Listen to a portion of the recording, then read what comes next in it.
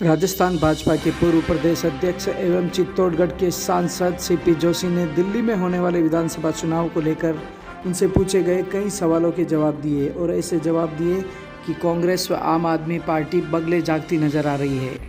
देखिए, मैं सोचता हूँ कि कांग्रेस और कांग्रेस के सहयोगी दल लंबे समय से सनातन और हिंदू धर्म को टारगेट करने में लगे हैं। कभी हिंदू आतंकवाद की संज्ञा दी जाती है, कभी सनातन को गाली दी जाती है, कभी सनातन के लिए डेंगू मलेरिया कहा जाता है, एड्स कहा जाता है। मैं सोचता हूँ कि सनातन इस देश की आत्मा है और सनातन को अकबर, बाबर, गोरी, गजनवी कई आए, वो भी खत्म नहीं कर पाए। तो ये क्या किस कहत की बुरी है जो इस सनातन को खत्म कर देंगे। सनातन इस देश के रोम रोम और रग रग में बसा हुआ है। मुझे सोचता है कि राजनीतिक दलों को इन चीज़ों से परे जाकर देश में सिर्फ विकास की राजनीति के लिए बात करनी चाहिए, न कि सनातन को टारगेट करना चाहिए, गाली देनी चाहिए। ये गाली न सिर्फ सनातन को नहीं, इस देश के करोड़ों लोगों को गाली दी जा रही है।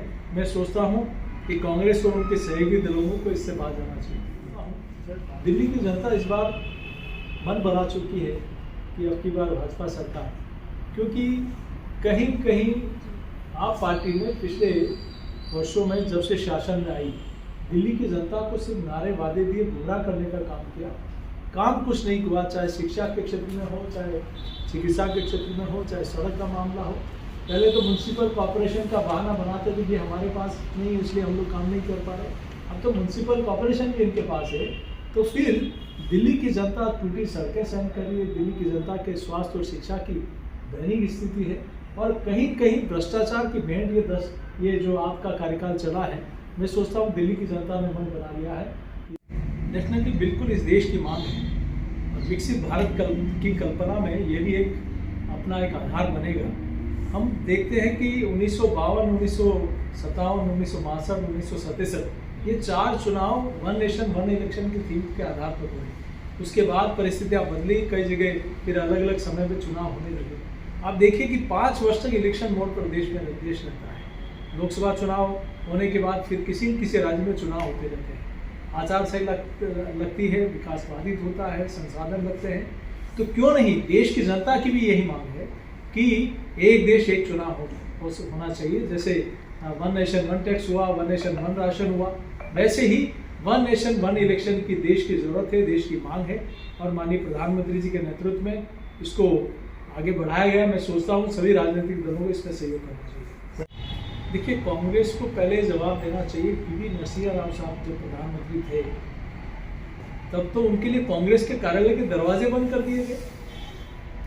उनका कहाँ स्मारक बनाया गया, उनको क्यों अपमानित किया गया।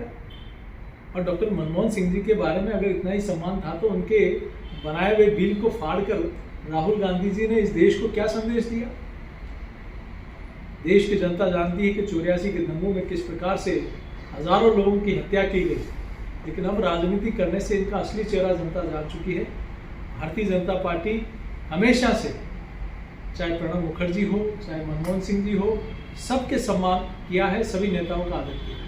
मुझे लगता है कि अब देश की जनता और प्रदेश की जनता, जिन लोगों ने इतने सालों तक तुष्टीकरण की राजनीति की, वोट बैंक की राजनीति की, इस बार उनको सबक सिखाने वाली है और उसी से डर के अब थोड़ा चुनावी हिंदू बनने का प्रयास कर रहे हैं। लेकिन दिल्ली की जनता ने तय कर लिया कि इस बार दिल्ली में सनातनी सरकार बनेगी।